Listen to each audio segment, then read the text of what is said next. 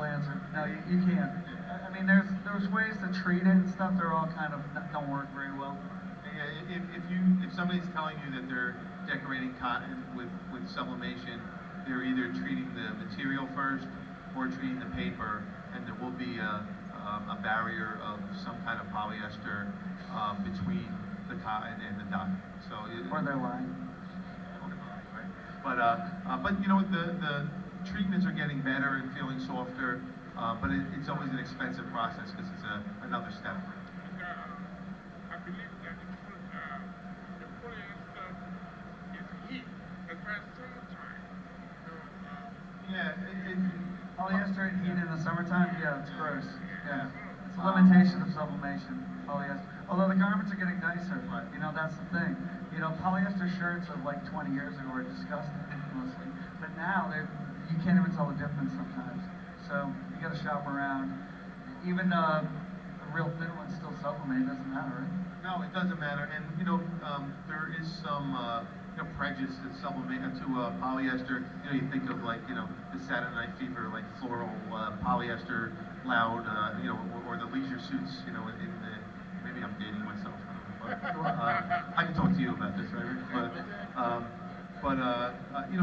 If you go around and go to some of the shirt distributors here, like Jerseys has a great one, Hanes has a great one, where it's 100% poly, but it's got a nice cottony feel to it.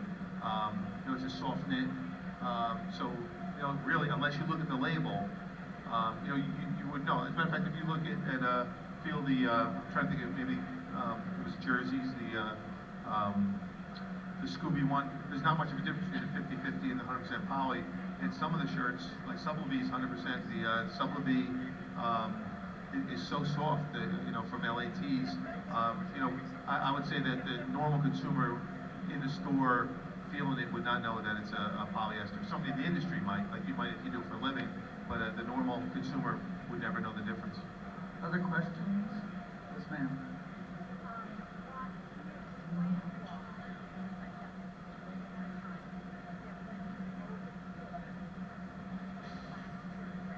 Yes. All right, so the question is, when you overcook your sublimated item, why does the black turn brown? It's the opposite of steak where the brown turns black if you overcook it actually. But there you go. Anyway, it's funny, the longer you sublimate something, if you sublimate for too long, you start burning the colors out because the dyes have nowhere to go, and you'll start just burning the dyes out. It's funny, but a lot depends on the substrate because it might not be the print that's turning brown, it might be the garment that's yellowing.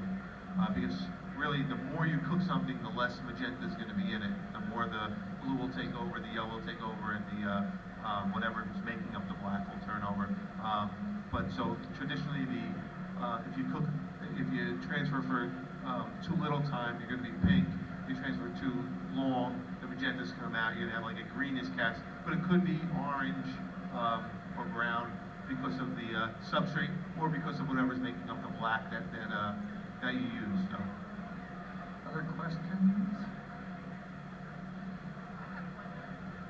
You said earlier, like on those leggings, that you put extra ink in to get where so when you stretch it, you don't see the white coming through? Yeah, we'll just saturate the sheet. So the question was on the leggings to put some additional dye stuffs in or ink so that when it stretches that it's more penetration. How does that done, or what was the question about How that? would you do that on, the rest of the question was, how would you do that on like any printer, or is that something special you guys I mean, we will.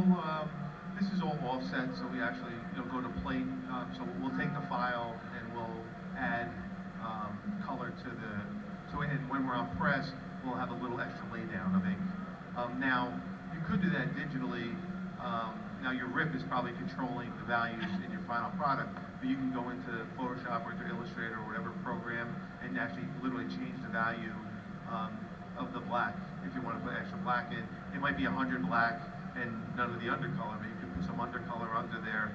So you can go into Photoshop and go into Channel Mixer or whatever tool you want to use and put a little undercolor into that to give it more body and more pop. Other questions? increase the pressure on your transfer machine, which will put the dies into the substrate a little more. So if you transfer at 50 pounds per square inch on your transfer machine, if you make that 70 or 80 and cook it for a little more, the dies will go into the substrate a little more. How about a hand for Ray Ferriola? And Frank. Frank. So we'll be around for a few minutes if you have more shy questions. Thanks, Rick. Thank you for coming.